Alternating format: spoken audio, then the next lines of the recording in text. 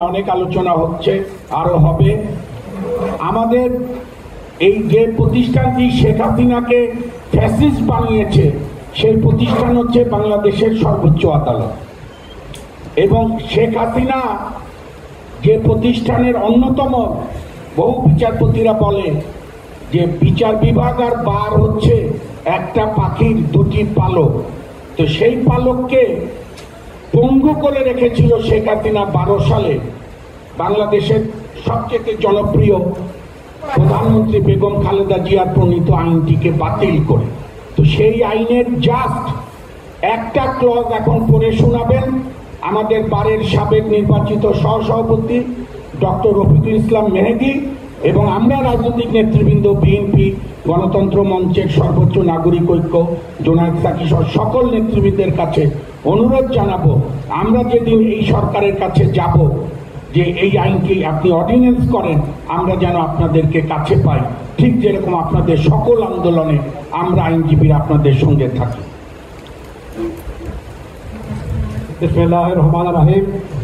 সংগ্রামী সভাপতি, মন্ত্রিবরিষ্ঠ নেতৃবৃন্দ, বিজ্ঞ আইনজীবী ভাই বোনেরা,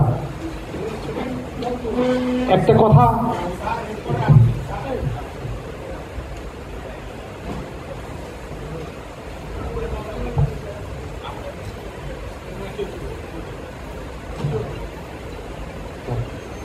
কথা বলি, প্রায় অনেকে বলে থাকেন যে এই যে বিপ্লব ঘটলো, এই বিপ্লব যদি ব্যর্থ হয় তাহলে আমরা অন্ধকারে ডুবে যাব।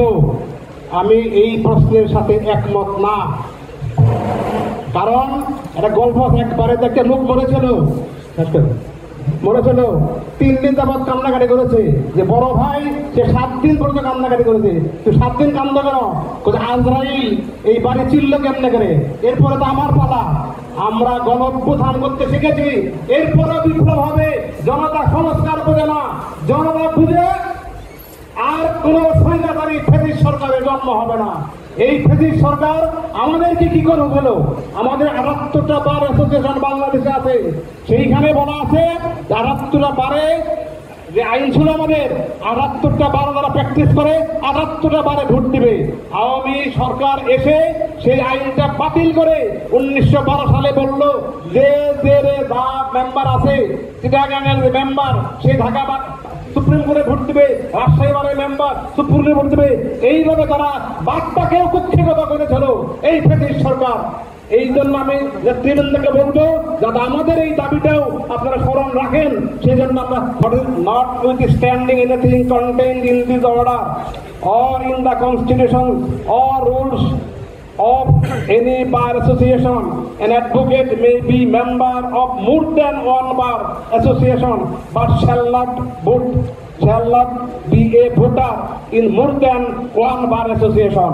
ক্লিয়ার কথা ছিল যে আপনি অনেকবারের মেম্বার হইতে পারেন, কিন্তু আপনি ভোট দিবেন একটাবারে, যে বারে আপনি প্র্যাকটিস করেন সেইটাকে ফ্যাসিস্ট সরকার বাতিল করে দিয়ে আমাদের সমস্ত ভোট চুরি করা আরম্ভ করে দিয়েছিল। Thank you.